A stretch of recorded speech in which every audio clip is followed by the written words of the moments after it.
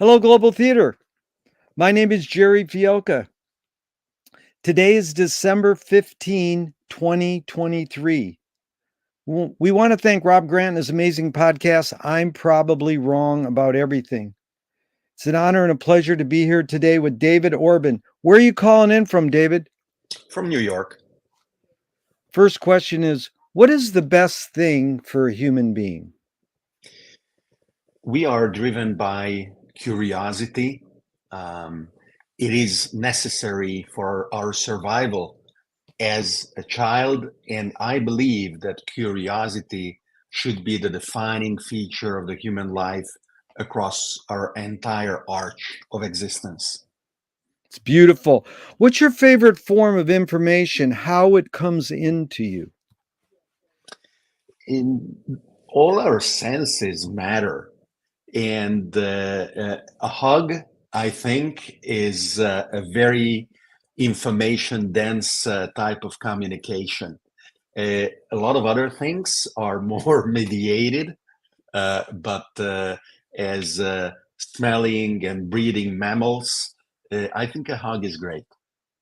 It's one of my favorite answers. Yeah, human touch is what the great filmmaker Craig Baldwin said. And Anne Magnuson said that very word, hugs, human hugs. What an amazing answer. Thank you. So, why do you think humans collect or gather information? Once again, we are brains that through the openings in our skulls look out in the universe, and we are driven by a desire of survival, which we interpret as an ability of understanding, pattern recognition that is supporting this information collection. And through evolution, we have developed many different ways that we are able to also compress uh, things that otherwise would overwhelm. And that is why our collection fits in our skulls, in our cranium, even though we really go through the world thirsty for more, whether through our eyes or ears or tact, or so, of course, smelling and tasting and everything we do. More recently, of course, we have been enriching this experience that is direct through indirect means of collecting information as well, which is further compressed and abstracted, but still serves the fundamental purpose of understanding, which is itself a scaffolding for survival. Really well put. You're super articulate. I appreciate it. And do you think this need or want to collect information is more innate or more invented? There are, I think, a lot of ways of proving both, and it is the faculty of human growth that we leverage in complementing innate abilities with those that can be taught. However, these are by definition compatible and can be augmenting, can be improving our innate abilities. There is no such a thing that we can learn which would be incompatible with our nature. And this is also a little bit of a challenge and a conundrum, because the environments that we are building, ever more technological, ever more distant from the biological substrate that gave birth to us as evolved mammals, is pushing us through the limits of our adaptability. And we always have to be very aware of how the tools that we are building in order to help our innate abilities must remain compatible with them, because there is no guarantee. Only through the testing and the continuous evaluation of their benefits we can confirm that these are tools we want to keep using, or we want to change them because they are actually driving us insane. Dude, you're anticipating a lot of our topics, and I really appreciate this. Do thoughts create emotions? They definitely can. I mean, I love crying at movies, and it is not because the actress punches me in the nose. It is definitely an interpretation of so many communication streams that are evoking the emotion in me, which is very deep. It is completely natural, biological, but it is the effect of a thought process rather than a direct reaction. So, yeah, thoughts are powerful and they do drive emotions too. Fill in the blank, David. I don't know what I think until I. Um, huh, Great, thank you. Um, so I wasn't definitely quick enough, which means probably it's the answer, right? I don't know what I think until I can think it through. Think it Until through. think it through. Yeah. McLuhan says, I don't know what I think until I say it. Joan Didion says, I don't know what I think until I write it. But I like this think it through because you're using the verb. It's me and you versus the wording on the question. So I'm always open to the verbs and nouns I use in these questions. Can humans think without language? Yes, because we are animals, and animals definitely think. Anyone who has ever had a relationship with a dog will recognize that there are profound thought processes in that animal, to the point that consciousness, in my opinion, must be attributed to a dog, and as a consequence to other animals as well. Self-awareness, but at the same time, it's beautiful and wonderful to think what kind of thoughts dogs and non-verbal animals have. All of us had a non-verbal period in our lives, and I am actually convinced that we can remember those periods. We can dig down and discover experiences we have had, and models of the world that we were in the process of building before we were able to articulate them. Yeah, that's good. The New Yorker just had this article about if humans dream when they're in the womb because they haven't had experience outside the womb yet. So you figure they do, but how could you articulate it?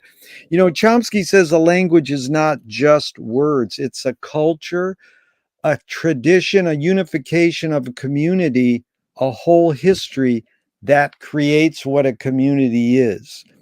What do you do when language doesn't work? When language breaks down, what do you do?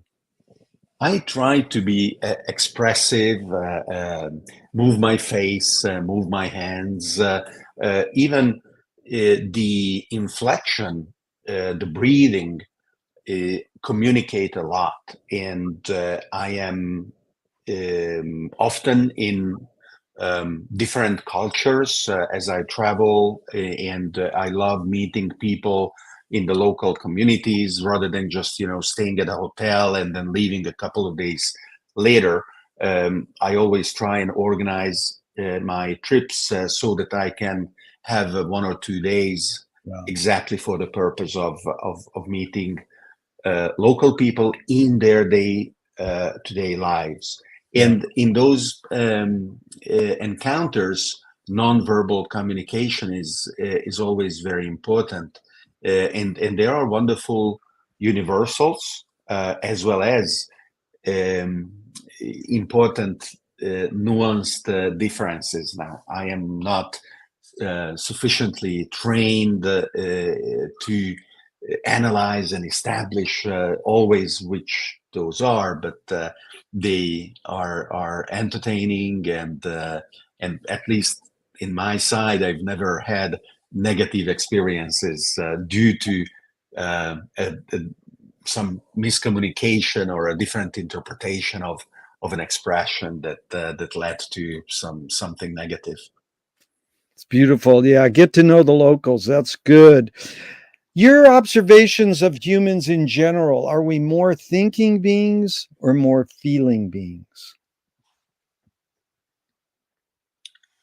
We think we are thinking more, but we'd better recognize how deep and fundamental the feeling part remains regardless. And those of us that forget that are bound to come to a reckoning and potentially regret of having repressed or having forgotten, of not having embraced their feeling parts. And going forward, we may reevaluate this balance, but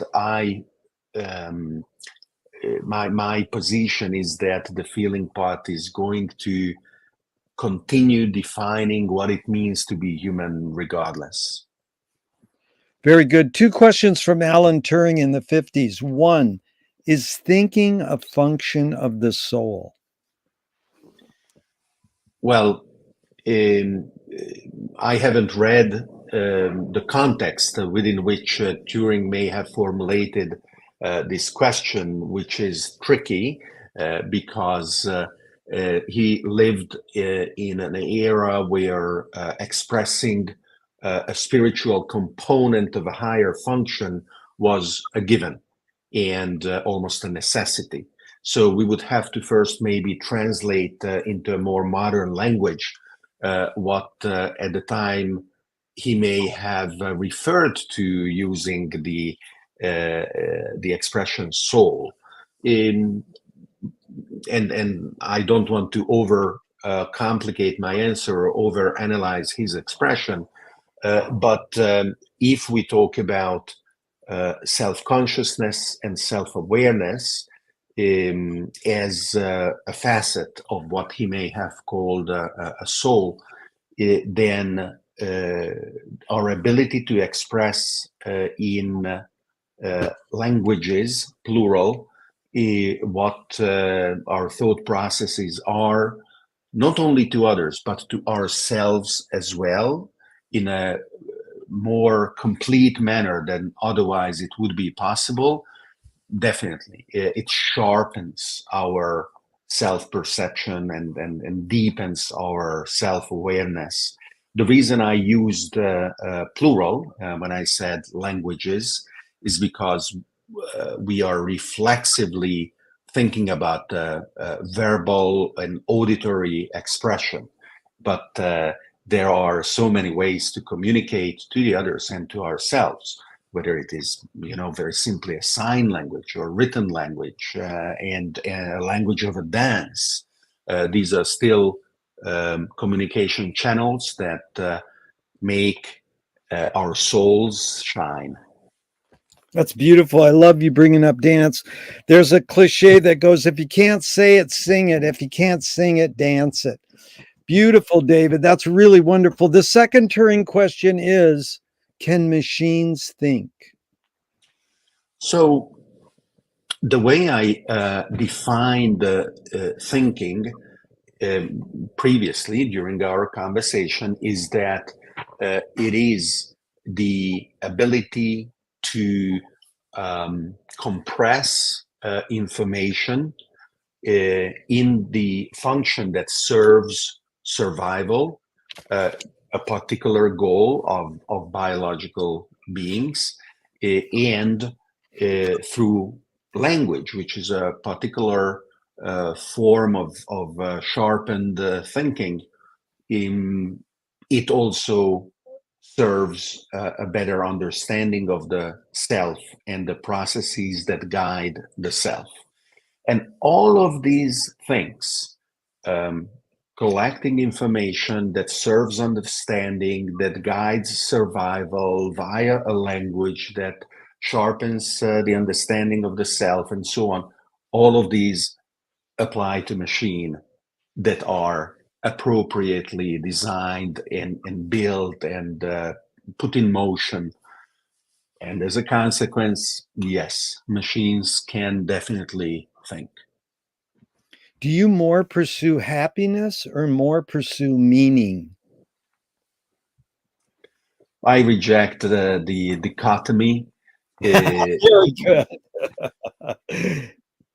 Well, they go hand in hand. They yeah, go hand let in me, hand. where I got it, just more so your opinion on Viktor Frankl's Man's Search for Meaning. He says meaning tends to last and happiness doesn't necessarily last. What do you think about that? Well, it is a question of perspective. Yeah, When people ask me when we talk about radical longevity, yeah, and then I ask them, well, would you like to live 100 years old? And they say, yeah, sure.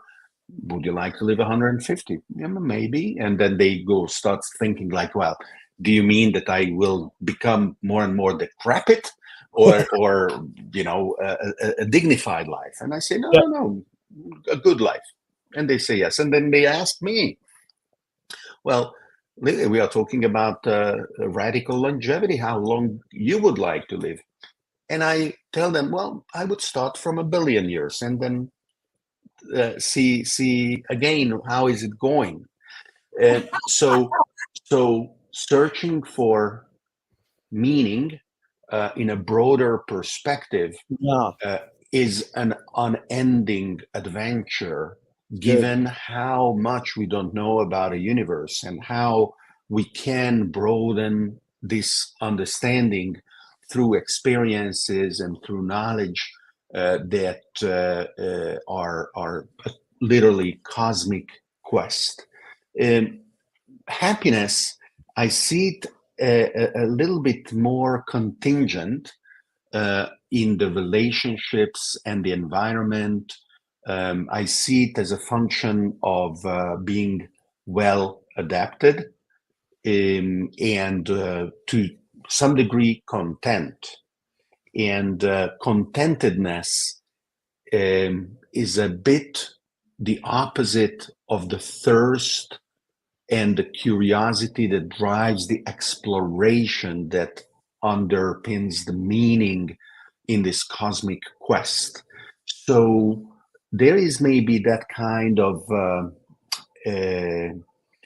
complementarity between the two, not opposition, but complementarity, because I could very well see myself, exploring the solar system for 10 or 20,000 years, and then say, all right, this was good, this was great, and then have to uh, collect the energy, the wisdom, and the will to make a big leap and say, all right, now it is going to take me a long time until 1, 2, or 10 star systems will provide the excitement and the novelty that the solar system represented. And that could take, I don't know, 100,000 or 200,000 years. Yeah. So maintaining the drive, maintaining the identity, maintaining the purpose through those extended periods will be an interesting challenge for both individuals and communities, as we will have the opportunity to explore in the future. Wow. Can you forget to die? Well, it is pretty easy, at least for me, not to worry about it, contrary to Woody Allen, on a daily or hourly basis, right? I am not obsessing about it. And I am also worrying about it because I am perfectly um, ready to accept my non-existence, just like I didn't exist for 13 plus billion years, even though atoms forming my body did. And then through processes that we are starting to understand, this set of atoms and relationships and the dynamic flows of energy came together, and whether that period of time of them deserving a label that is currently David is 100 years, let's say, or 100,000 or 100 million years, makes not a lot of difference, because whatever it is and going to end up being, it will be followed by another interval of time of these atoms dispersing and going their own ways for tens of billions of years. So the beauty, the exaltation, the exuberance, and the privilege of recognizing that you are here, I am here, and we are in the space-time relationship that allows us to just look out and recognize how beautiful this opportunity is. Well, it is worth it, regardless. But there is also another point, and I mentioned a few components of this in my answers today. The maintaining of an identity, represented simply by a label, which could be a name, is dependent on the ability to adapt to an environment. And this ability is biological, but also cultural, behavioral. And as time goes by, it is very natural to realize that environments will radically change. And biologically, culturally, behaviorally, we may need to proportionally improve our adaptation. And as we do that, there will be guaranteed a point where if someone tells me, "Oh, you are David, right?" I will say, "Oh, yeah, I remember. That is what I used to be called. Oh, That is what happened there and then. But that is long gone." this is very good because we're on live TV across the world, and it really feels that we're both very present. I appreciate this a lot. And does the brain more detect consciousness or create consciousness?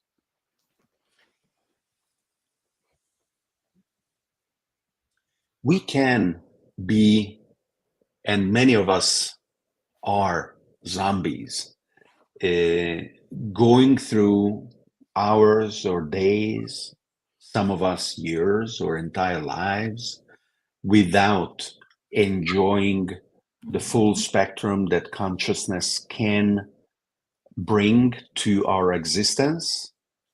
And even those who have the ability to deepen and broaden their perceptions of reality and awoken themselves to it,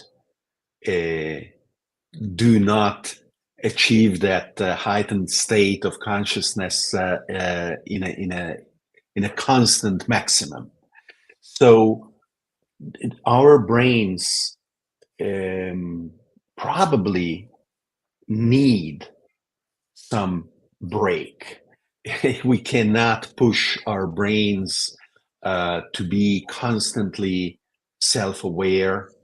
It is a bit like when we sleep and we are starting to understand the metabolic necessity of sleep while our brain and our consciousness is um, digesting and garbage collecting whatever happened to us in the previous period. So the creation of consciousness and the experiencing of consciousness at varying degrees is a necessary effort that ebbs and wanes according to what we can afford in a given moment. What's faster, David? Speed of light or speed of thought?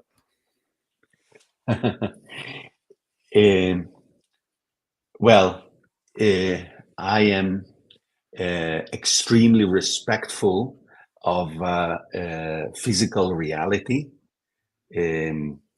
When you are in doubt and someone convinces you that gravity is an illusion and the figment of our imagination, and you should jump out of the window on the 5th floor, or the 7th, actually, I am now. Um, it is very likely that reality will win.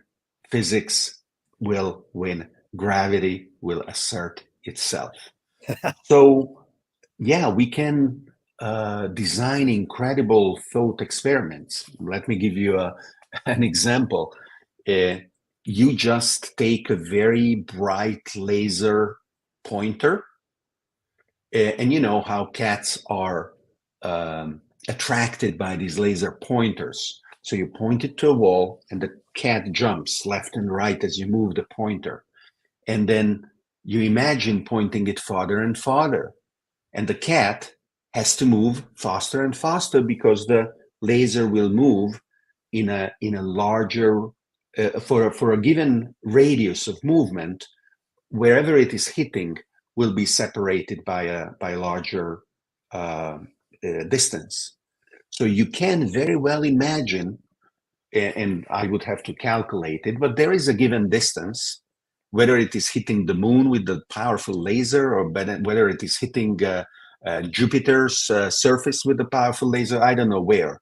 But there is a point in space where the movement of your wrist designs an arc where the cat would have to move faster than the speed of light in order to catch the laser beam on the other end, right? So this is just a half joking thought experiment that describes something that indeed would go faster than light. But no, the cat will not be able to jump that fast, and the thought experiment doesn't break the laws of physics. Our thoughts, when, not if, when we will implement through technological means what will be completely reasonable to label telepathy, that will still be limited by the speed of light, and it is a good thing.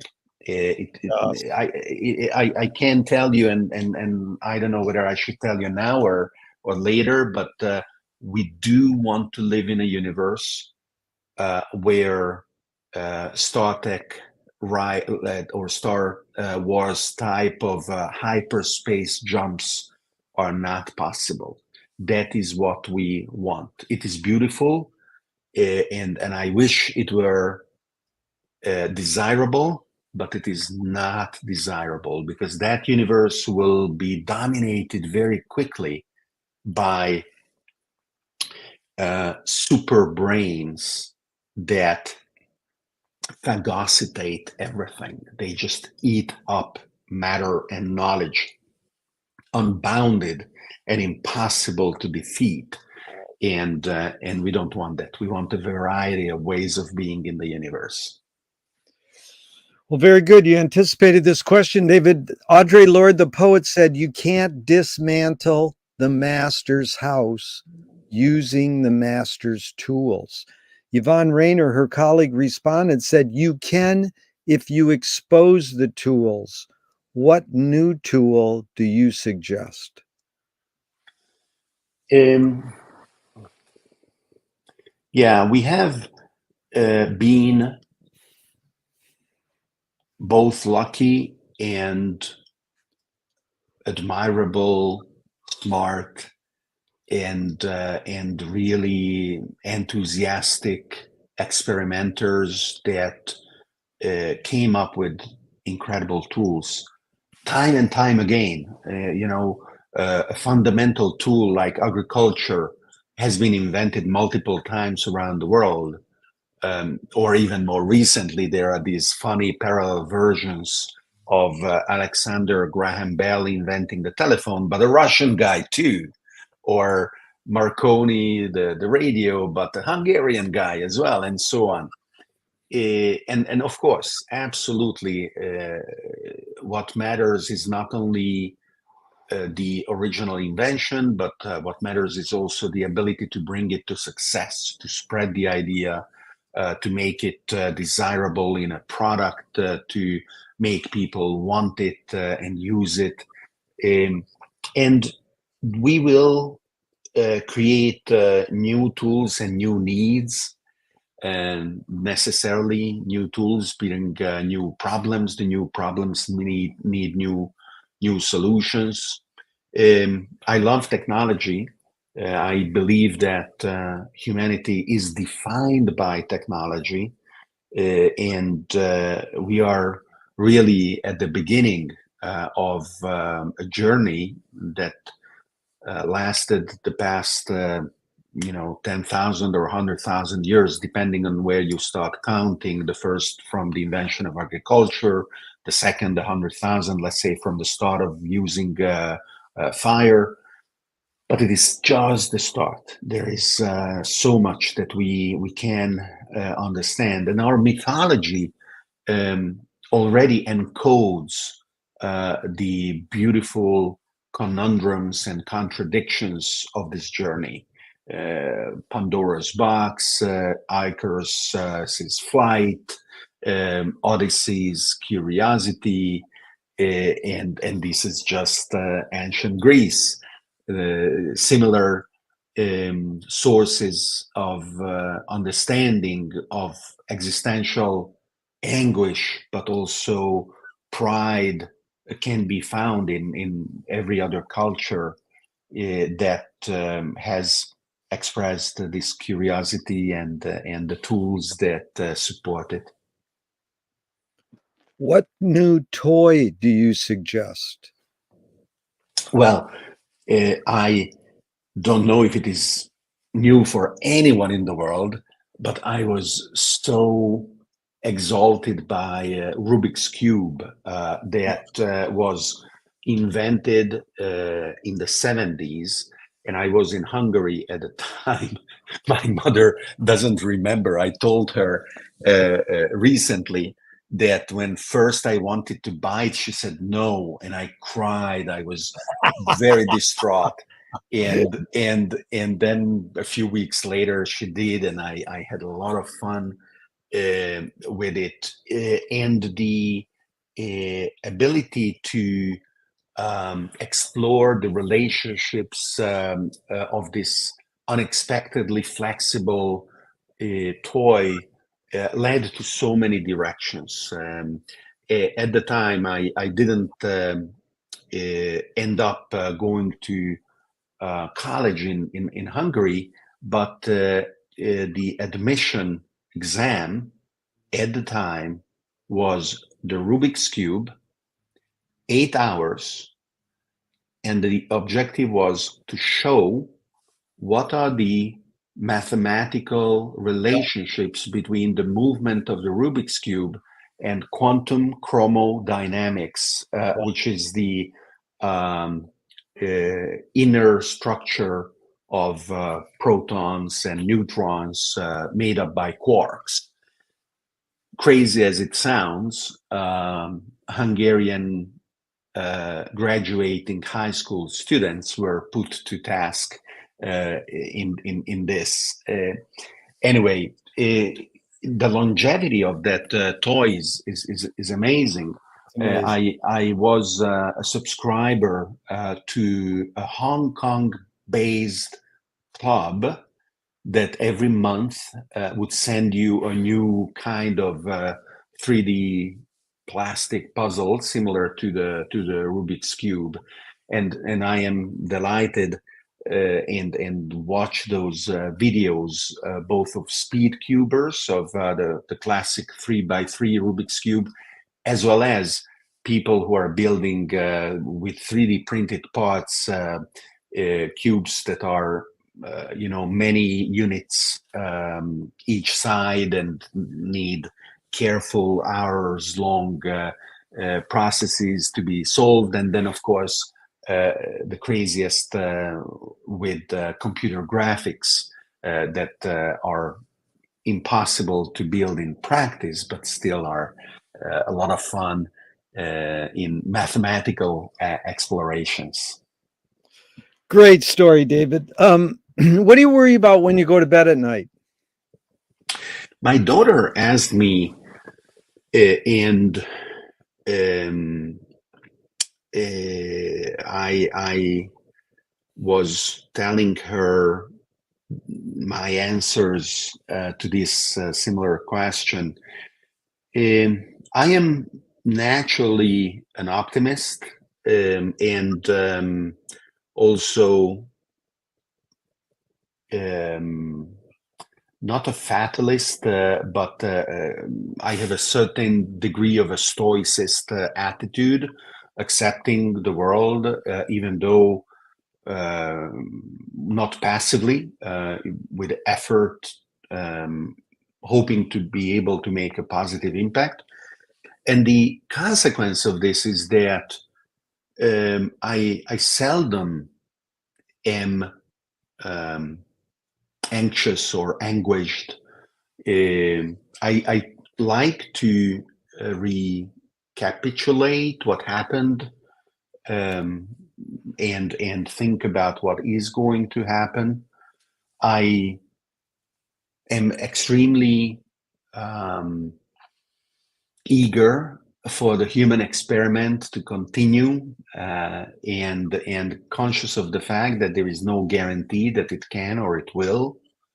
And that is maybe a more fundamental worry that is not when I go to sleep, but that is kind of a constant hump in the back of my mind. Um, and and there have been periods in my life when I would taste just hints of mechanisms that I felt could lead to more negative thinking, what at a given point could have been labeled depression. But I was, for some reason, able to catch them early enough to realize what was going on, and then examine it and try to understand it. I had a period when I was very young that I had nightmares, and specifically recurring nightmares that really I didn't like. I would wake up crying in the night. Maybe, I don't know, 5, 6, 7 years old. And I was able to train myself, my brain, to recognize the precursors of the nightmare, and then through whatever thought mechanism, kind of prevent it. Wow. And I was able to stop myself having those nightmares, and that is an example of introspection that potentially helps me today as well in different circumstances, so that whatever worry I may have, is not unhealthy, but it prepares me to solve a challenge or address an issue, but it is not becoming pathological. It's a great aspiration, David. You know, McLuhan learned from Ezra Pound, the poet, that artists are the antenna of the race. They're broadcasting and detecting the hidden psychic effects of our inventions, so we might learn how to cope with what we don't like about our inventions. So, David, I ask you the question Marshall probed his whole career. Why do we ignore the hidden psychic effects of our inventions, even though the artists are broadcasting them to us? Um, the deep encoding that artists use in order to communicate their message can be an obstacle for those that don't have the discipline, the willingness, or the adventurous readiness to sacrifice themselves in order to get deep enough and embrace and understand. It requires a level of courage that not everyone has in order to understand the more profound message that art can bring. I my mother is a painter. My father was an actor, and I have been privileged to straddle those worlds of art while at the same time pursuing a different trajectory as a technologist. I very much understand that pursuit and the importance of that language. There are organizations that actually go even a step further. NASA has openings for artists in residence. The European Space Agency, the same. And that is wonderful because they realize that the artistic language is needed in order to communicate more deeply with the public. Now, the psychological consequences of our technologies and well, psychic, you said, regardless of the nuances of those two words, the consequences of our technologies are communicated by artists in as much as they understand them. So I think it is fair to ask, do they? And to what degree can we and should we follow their intuitions? We should reflect on their intuitions, but Yeah. sometimes they are wrong. Yeah. For example, I love and admire the artistic school of futurism, Yeah. and totally reject their political intuitions because they were in the lies of the fascists, and they were a big believer in discipline and order and obedience and the heroism of war and all kinds of things that I do not subscribe to. Yeah. So we can examine their contributions critically, but they are beautiful and fundamental. Really good. You anticipated a lot there. Very good, David. Do artists have moral obligation? Well, all of us should have moral obligations. At the same time, obliging someone to recognize and follow a given type of moral obligation is wrong itself. So you cannot impose that recognition. You cannot teach it, if not by example. Also, morality is not relative, but contingent on a given culture for sure. Wasn't Leonardo's crime of stealing cadavers to dissect in order to understand human anatomy something we admire? And he would have been killed if he were discovered doing it. His thirst for knowledge and understanding expressed through incredible art in the Renaissance gave birth, together with his fellow contemporary artists and scientists, to a world of enlightenment that is the foundation of our civilization. But his noblemen and the clergy, even more, wouldn't have understood the obligation he felt, which was his own moral obligation, different from everyone else's at the time. So, what are the aspirations that artists have in order to communicate deep thoughts and in order to inspire the people experiencing their art?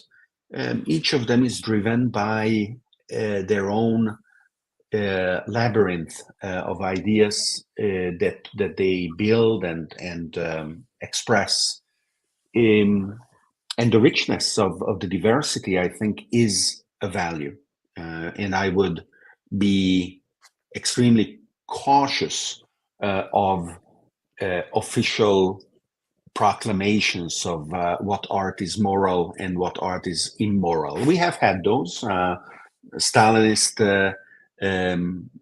realism, Soviet realism is recognizable still. And Tarkovsky was incredibly courageous in breaking the molds, or the Strugatsky brothers in science fiction. These were not Stalinist years anymore, admittedly. These, we are talking about the 60s and the 70s, but they were able to express an artistic direction in novels or movies that needed to find a place in a delicate situation, and they were very, very brave and fought hard and succeeded in making, in my opinion, an important artistic stance that remains to this day. Yeah, let's go back to the futurists because they're my heroes in a lot of ways too. But I practically live in a library. I go to the library every day. And at the same time, there's a conundrum there. In the basic two questions, and I'll suss it out a little, are is archiving more innate or more invented? And what are your specific plans, or do you have plans for your archives? And so the way I set this up usually is the word archive etymologically comes from 1400s, to keep safe, free from harm. 1600s, records preserved as evidence. It's even based in the Greek word town hall, public building, to be first, archon. And then the Egyptians would put stuff in their coffins with them. But the philosophy of the East says, be here now, live in the moment.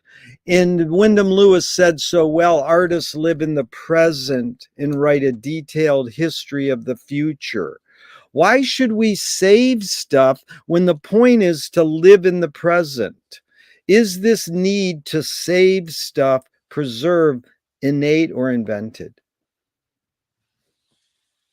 So, the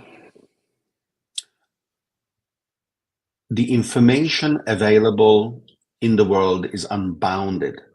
Our ability to perceive it goes through the sieves of our senses.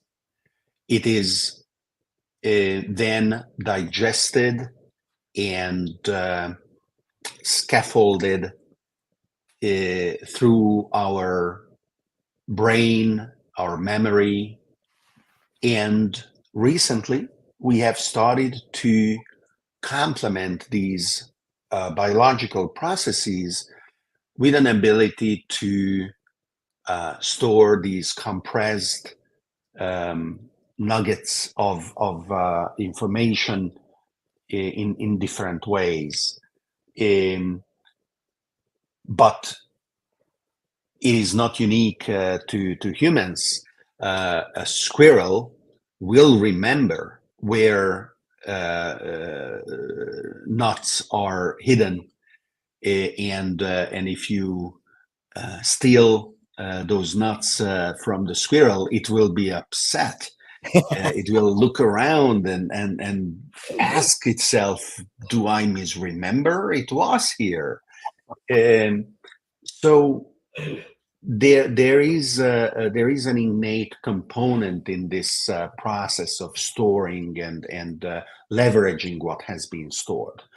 Now, what I love is today's opportunity, which is hiding a big danger, of course, of turning physical archives into digital archives, because then we can effortlessly and on a global level be anywhere and access our memories, share and use and leverage them. I have my phone, and these days, of course, you have internet anywhere.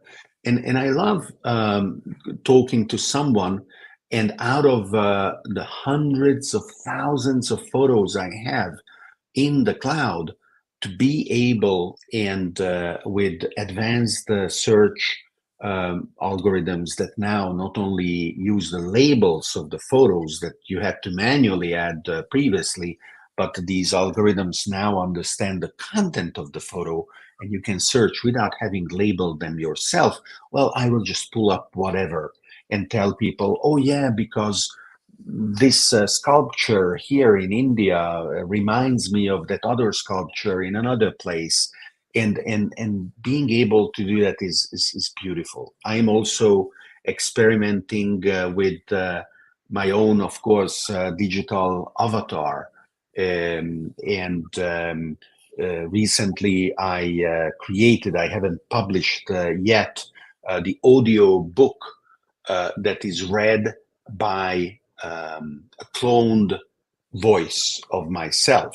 So I didn't have to read the book. The book was generated in audio format with a sound that is probably at least very similar to how I speak. Probably the reason why it is recognizably not me and it is recognizably a cloned voice is because it is just too good. It can keep on doing it without fault, which is something that I couldn't do. However, what I also decided is in recognition of Isaac Asimov's wonderful novel Caves of Steel. When I publish this audiobook, I will not publish it under my name, but I will prepend my name with an R. R. David Orban. R. Daniel Oliwau was the protagonist of that book, and it was a robot. And in that community, in that city, um, robots were indistinguishable from people, but they had to label themselves with this R before their name so that people would know that they were in front of a robot. Now, the reason I mentioned that is because we can compress information usefully only to a certain degree. After that, it will disappear, right? It will vanish. And the letting go and the being present of the Eastern philosophies and attitudes, I think reflects this understanding that you cannot hold more than a given amount in your hands, at least in your human hands. So I am happy to collect, and I am happy to archive, and I'm happy to realize that I will not be able and cannot aspire to be able to take advantage of that archive in an unaugmented manner. Through my augmentations, yes, until such time when I will happily say that I will stay behind and the R will be the protagonist taking this on, and making it its own. But David, one thing is that we've researched this archive project for years, or for a year now, and talked to some head archivists, and they go, never destroy the masters. And in the garbage, I found last week a book that's 100, it was published in 1900. It's still, Totally, it's I still, totally agree. it's Totally still agree. condition. And so, many people think, oh, just, dump it over to digital and throw out the master. So you still have this stuff, boxes. You have boxes of your literature and your hard drives or whatever you have, even pre-digital. What are your plans for your own archives? If you die tomorrow, does your family know a plan, or do they just go, oh, just throw it away? Well, I don't believe in my right to burden anyone with excessive amounts of requests. Um, Whatever I wish, I may record, and they may disobey, and I will be fine with that. The Wow. responsibility of living their lives is theirs and not mine. Yeah. So yes, the value of the original is immense. I totally agree. The originals must be preserved. At the same time, one of the reasons why Rome has such a pitiful subway system is because every 10 feet they are excavating, they have to stop 10 years in restoring incredible pieces of Roman or whatever other prehistoric remnants.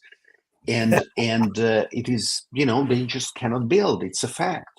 It is not because they are disorganized. It's not because they are lazy. It's not because it's Italy. It's not bureaucracy. It is impossible. Impossible. And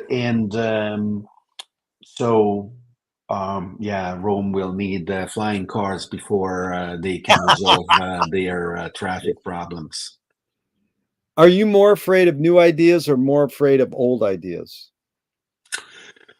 Old ideas are dangerously fit in the sense that they are surviving for their own sake and disregard the damage they can create, and they can stop new ideas being explored, or they they can crowd out uh, in our brains the new ideas that cannot take hold as a consequence. So yep, I am more afraid of old ideas. Can you conjure up your earliest memory ever or one of them? Yeah, I have surprisingly early memories. That is why I mentioned you pre-verbal memories. I do remember being in the park in Budapest, in how do you call it? Not even the stroller. When babies are newborn and they are on their back. So I Yeah, may have been 1 or 2 years old, yeah. and I couldn't walk. I have all those kinds of memories, and um, I um, I remember also 4 years old, that I would be reading books without being taught, and I would spend hours with the books, telling myself stories, and then maybe 4 or 5 years later I would go back to those books and recognize that the stories were completely different, but my stories were so elaborate and so intricate. and and I really invested a lot of creativity in building them without the ability to read the letters. You think, And David, you got that more on your own or from your parents' DNA? You know, them being painters and actors, you didn't even need to read the books. You're just looking at the books and making up other stuff. yeah, Was yeah, yeah. more in your DNA or more on your own? Well, both branches of my family have many generations of admiration for intellectual endeavors on the Jewish Ashkenazi side of my father, on my Viennese grandfather's side, with geography or other things. A great childhood memory is my grandmother's sister, who, by the way, came back from, I don't remember if Auschwitz or Buchenwald, with her tattoos, and so she is sitting in the kitchen with the chicken soup, with the chicken feet boiling on the stove, the radio transmitting the classical music quiz, where you have to come up with whatever tune the symphonic orchestra is playing in 10 seconds or so. And my father and her sitting in the opposite sides of a table with the crossword puzzle in front of them, two copies of the same crossword puzzle, as they competitively solving it. Racing for who's getting it You got solved some first. good blood in your relatives. Is memory more a curse or more a blessing? Yeah, well, um,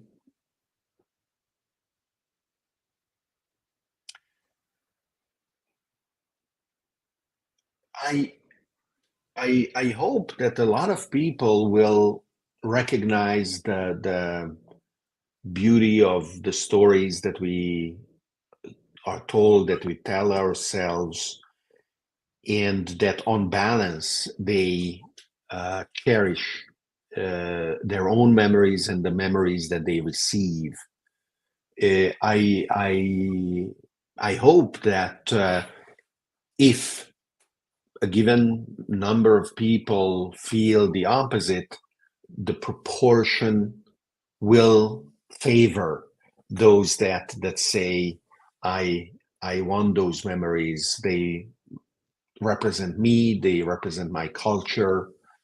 Um, I understand that there are traumatic memories that are a burden, and I am also of the opinion that they deserve to be forgotten at a point.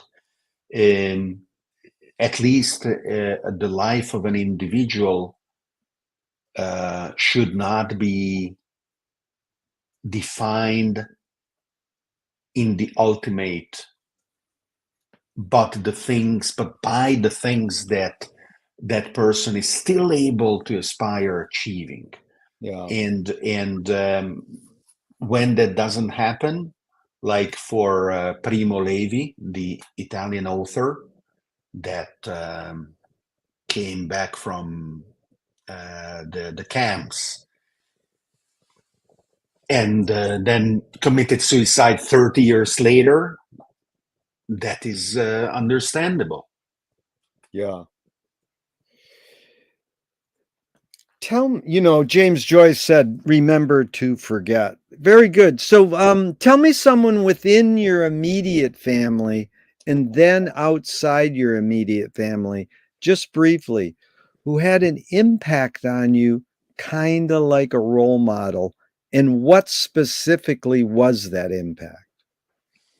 I definitely can and immediately quote my wife, who I met when I was 16 and a half. Uh, Wow. and it's funny because I remember telling her 16 and a half, because that half was important at the time, right?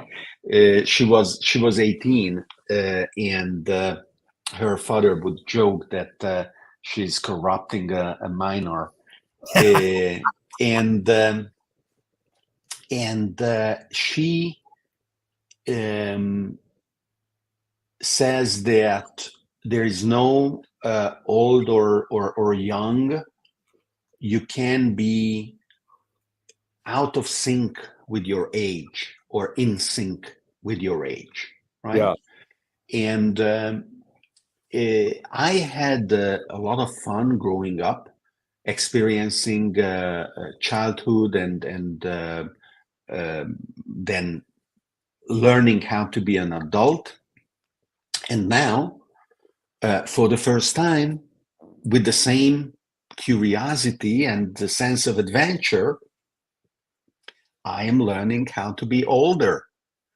And the experience of being older is similarly something that you can savor, that you can uh, understand as interesting and intriguing.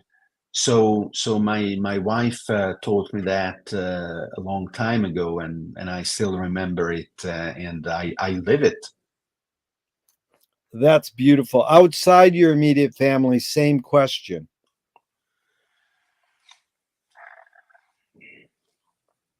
I greatly admire those who are able to align interests that they have, and the ability to build the means and the tools to pursue their interests. And I have two examples for this.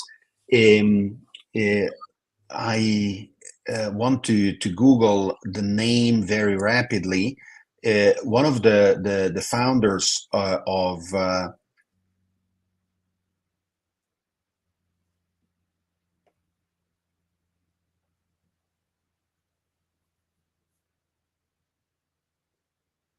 yes, so one of the founders of Palm, the first smartphone, as we could call it, is Jeff Hawkins, and he made a given amount of money after exiting the business, and established a research institute and a for-profit company to pursue his real interest, which was understanding the way the brain works.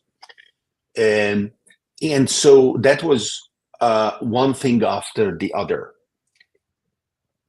Much better was able to do Stephen Wolfram, whom I've known since the late 80s, when he first published Mathematica, a symbolic computational tool, because he built the company Wolfram Research, which became very, very successful, and it is still privately held and very, very profitable, building and selling this symbolic computational system called Mathematica. But in reality, it is what he needed in order to pursue his scientific research and scientific curiosity and quest, which he's still in the process of refining and publishing in physics, thermodynamics, and the philosophy of science, and all kinds of areas, um, creating a lot of jealousy and resentment as well in the process, because it is such an ultimate position of privilege and success, where he has to respond to no one. He has all the means, economically, computationally, intellectually, to just do his thing. So it is very, very, very fortunate, but also very smart. Smart. David, did your parents raise you a particular religion? We have a story in the family that one day I was coughing, and so they asked some aunts that were caring for me during the day, why was I coughing? What happened? Did I catch a cold? And they started crying, and they said, well, we didn't, blah, because they baptized me without telling my parents in advance. um, at the time, during the communist regime in Hungary, religion was discouraged. My father comes from an Orthodox Jewish family, and my mother is from a Christian family, and I was not raised religious, the baptism notwithstanding. Um, and um, and I did the same with my children, which in Italy in the 90s was a bit more complicated, interestingly, because the uh, the cross is everywhere in the school classes, in the when you go to a police station, everywhere there is the cross, even though the state is non-denominational in theory. And so we the parents, would have to write a written exoneration for the kids not to attend religious teaching. Um, and I would always be curious about various religions as well as they are. And I am happy to have them explore and talk about religion of all kinds with all friends.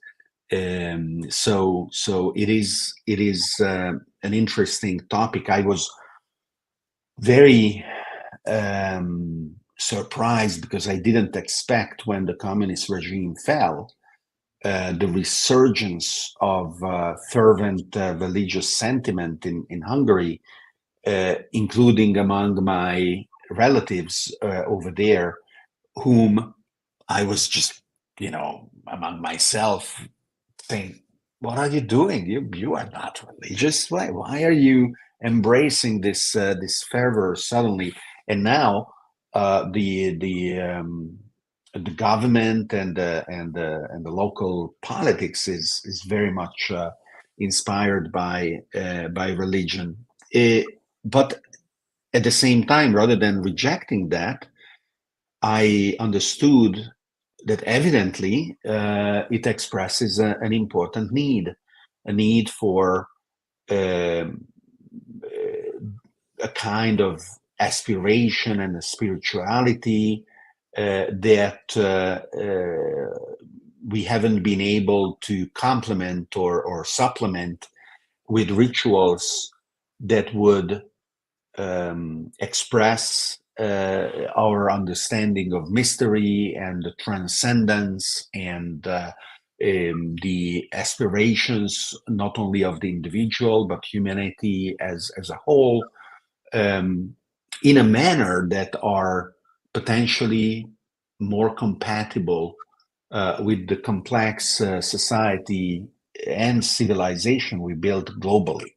And it is really important. Memetic engineering and the underlying science of memetics are urgent in our ability to design new complexes of ideas that make people fit to address their challenges, and that lead to building bridges across peoples of different cultures and roots that unify us in our ambitions to keep exploring and understanding the world. Very good. David, do you pray? No, If God exists, what would you like God to say to you after you die? forgive me. That's a good answer. That's him saying it. Do evil people exist, or does evil use people as a vehicle? Um, um, nature nature was blind, and until nature was blind, evil didn't exist. Nature is now seeing through us, and we recognize its and our mistaken and misguided and defective and deficient actions, and we can label that evil. Yeah. But we can at the same time overcome it.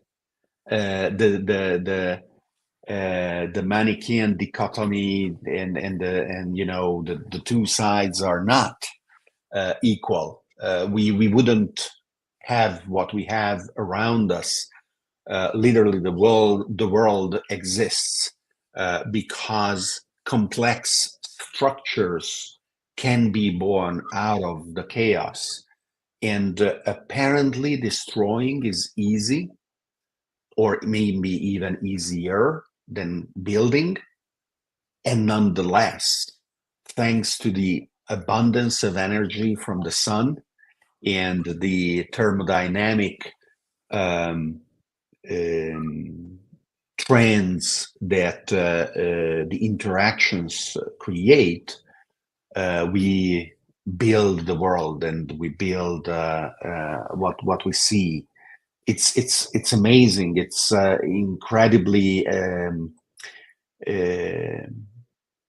heartwarming to recognize that, and it, to me, completely destroys this view of the two, good and evil, constantly fighting on an equal footing. The good is so much stronger. You know, the hidden question really, David, is how do you advise someone to deal with an enemy? And I'll set it up. Alan Watts says, if you acknowledge your enemy, you empower them. Coppola stole from the mob and the samurai, keep your friends close and your enemies closer. JFK said, forgive your enemy, but don't forget their name. And Fellini says, I need an enemy. So it's a lot of thoughts. The basic question is, how do you advise someone to deal with an enemy? But first, how would you respond to Alan Watts? If you acknowledge your enemy, you empower them. And we see through names and labels. We explore the world through these bright, shining lights out of our eyes and minds that are illuminating the world. And by contrast, they are projecting shadows as well. Yeah. So definitely the recognition and the acknowledgement are part of creating the reality around us, and reflecting in that. If if a relationship is such that the appropriate label is that of an enemy, that is how those relationships in part are born. Um, we mentioned radical longevity at the beginning, and one of the ways that I try to let people understand how different the world of radical longevity is to tell them your enemies never die. Wow. And to me that is creating a lot of hope. And the hope it creates is that you cannot have enemies. You have all the time in the world to keep working on resolving the differences. All the time. And you just keep working, never giving up, never giving up. Sometimes we create conflict out of impatience, out of desperation, out of the fear that we are losing time and we cannot afford to lose time. We have to resolve this. There's an ultimatum. By dawn next day, you have to do this or I will go and fight. Well, not anymore.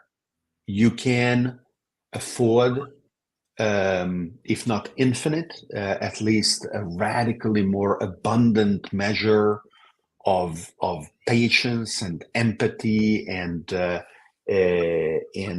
compassion in molding yourself and your enemy into something new that eliminates the acuity of the conflict. You're truly a wordsmith. I really appreciate what you're saying here, David. I'm learning a lot. So, Nassim Taleb said games were created to give non heroes the illusion of winning. In real life, we don't know who wins or loses, but we can tell who a hero is. My friend said, well, villains don't think they're bad, they want control. Heroes want freedom. Gregory Bateson, the anthropologist, said if the criminal gets caught, does he go, whoa, my criminal skills weren't up to snuff that day? Or does he go, I did something morally and socially wrong? So there's a lot of prompts there, but the basic question is, does punishment work? Um, so biologically, definitely does work, but the way we look at training a dog and making sure that the dog reacts maybe to the treat in a certain way, and I don't beat my dog, so I wouldn't know, what that side actually implies, and whether overpowering the will of the dog is a good way or a better way to train the dog. I wouldn't think so. But uh, definitely in the more complex human environment, the way we are still employing certain structures of justice that we inherited uh, is is ineffective and ineffectual. It smells of Old Testament revenge and vengeance, rather than a more sophisticated understanding of desirable outcomes that benefit society and the individual. At the beginning, you mentioned the games we play, and a lot of, I think, old style thinking comes from a vision of finite games that classify winners and losers. and that maximize conflict, often requiring sacrifices that are existential in order to um, to achieve an opportunity of winning. These also reflect societies that were hopeless. The abstractions that these games represent are a parallel to the fairy tales. The seventh son leaving the village, killing the dragon, marrying the princess, was a fairy tale because it never happened. It never could happen. The seventh son died of hunger in the village, and if he left, he was killed by the bandits around the corner, or by the feudal lord himself, because he was a vassal and he didn't have the freedom of leaving the area. But the unbounded infinite games that we are starting to learn how to play, thanks to the technology that gives us new degrees of freedom that very few, or actually no one, enjoyed previously,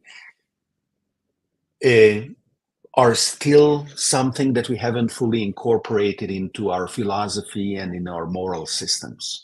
And this can be, I think, recognized frequently, where people who are ecologically minded would perfectly accept the extinction of humanity in order to restore the planet in a balance that they believe is fixed, not only desirable, but will never be disturbed, without realizing that Earth went through mass extinctions many times over its history, with life running the risk of being snuffed out on the entire planet with no intervention by humans, and that we are the matter literally waking up. This 2 pounds in our skull looking out took 13 billion years to get where we are. And if we can, we will continue on this. The fear of death, the anguish of the unknowability of so much, comes from the roots of each of our cells screaming, they die for the first time after 4 billion years of uninterrupted chain of living. And the only cells that continue that chain are the sperm and the egg that give rise to a new person when we have biological children. Continuing this is something we shouldn't aspire to give up.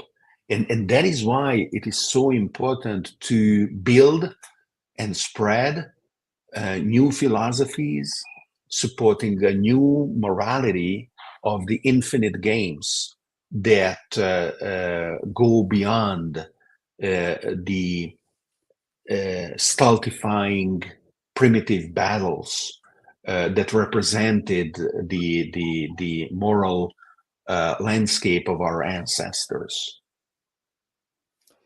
David, you're a good listener. You heard those prompts well and reacted to the whole question and prompts. Thank you. So I asked for 90 minutes and we're almost there. First of all, I'd love to continue and do one more question, but I was hopefully going in your words, we will continue. Maybe we, in 6 months or 5 months down the line, we could do a part 2, because I only really got to barely a third of the questions and it's really been enlightening and fun. So, can you do one more question now? Yes, as well as I will be happy to keep going in 6 months on the rest of the list. Yes, it's been truly enlightening. You're a smart man, and I'm honored to be enlightened. So James Joyce was the first projectionist in Dublin about 100 years ago. He basically checked out. He said, "This is stupid. Why should I go inside a building and see a movie of a tree when I can go outside and see a real tree? Years later, Faulkner said sometimes the best fiction is more true than journalism. Why do we have to recreate things in order to get them? Why do we have to go to a theatrical play of people acting out life? Why don't we just live life? The mechanisms of representation introduce constraints uh, and controllability that mediate an experiment and an experience that otherwise would expose us to extreme risk, cognitive risk, existential risk.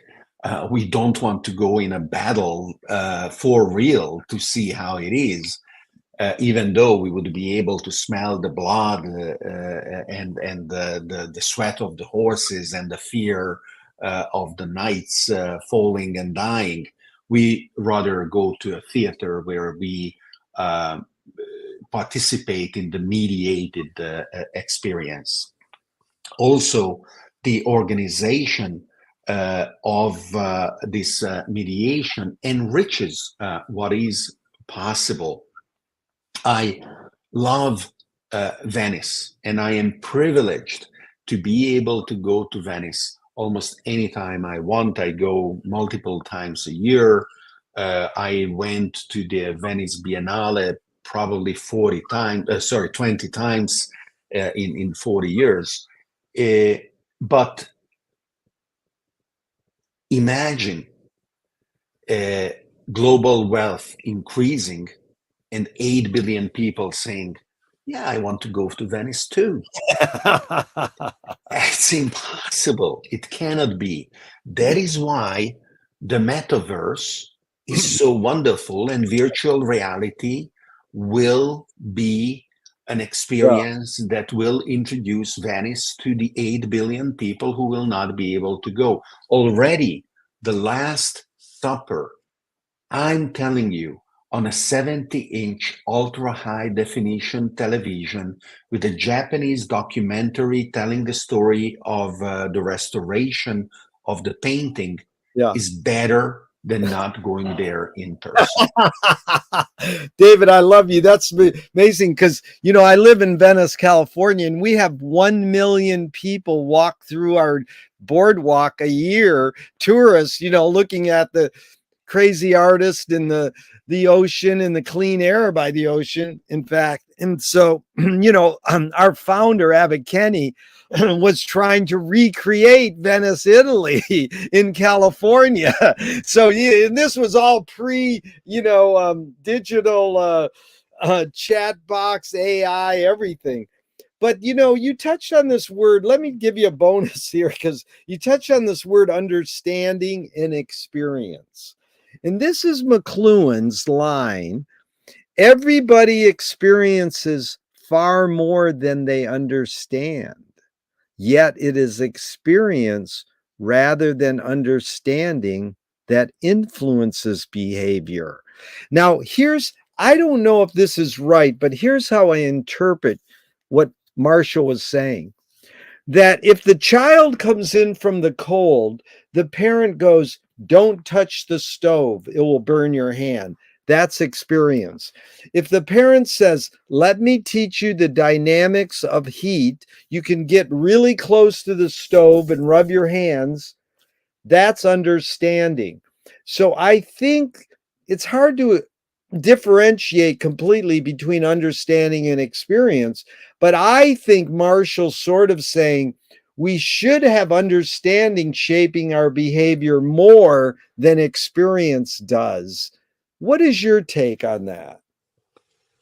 Yesterday, I actually was able to have a crazy thought experiment and conclude that I didn't want to go through with it.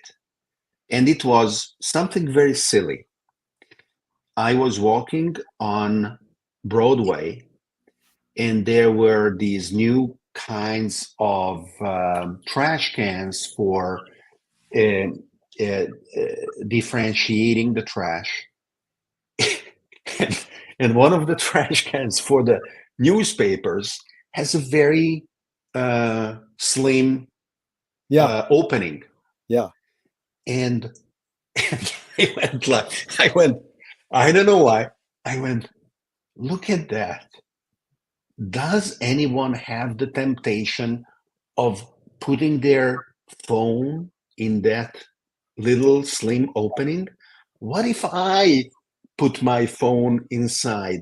Would I be able to ever recover it? Yeah. And then I stopped myself. It was, I don't know if our viewers read Italo Calvino, but he has two wonderful collections of stories. T0 is the one, and the other I forget, of very absurd mental situations where the protagonists create an expectation of reality, and sometimes reality actually conforms to their expectation. Wow. And the ability to mentally represent the outcome of an experience and then decide whether you want to go through with it, I think is a very important ability.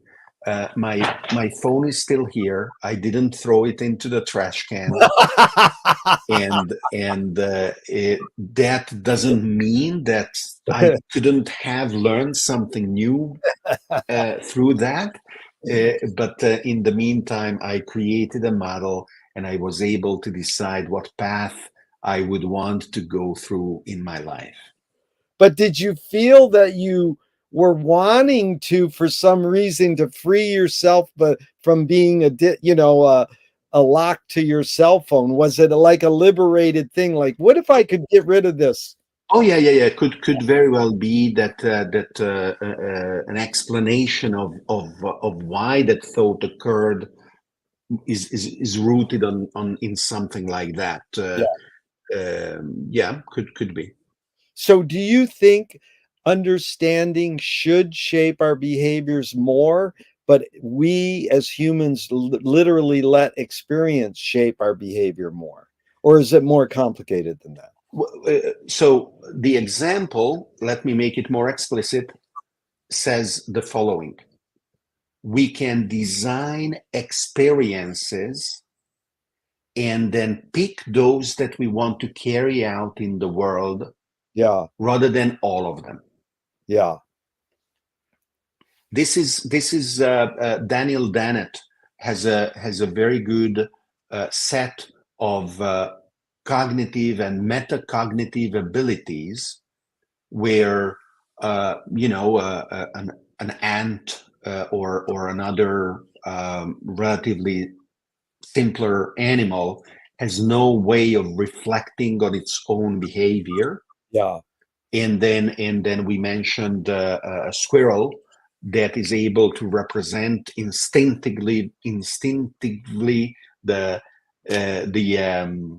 concept of winter, and it will hide the nuts as a consequence. Well, we should be able and ought to aspire to go one level more, where we are able to model systems and look at the consequences of what we do, and then act in order to generate desirable outcomes. Yeah. That is why when we don't behave like that, it is painful, because we know we could.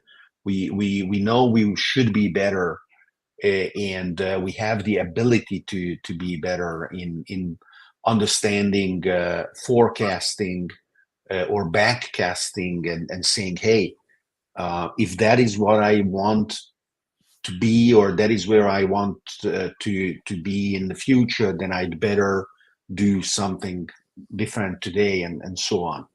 That potential is there, and then the experiences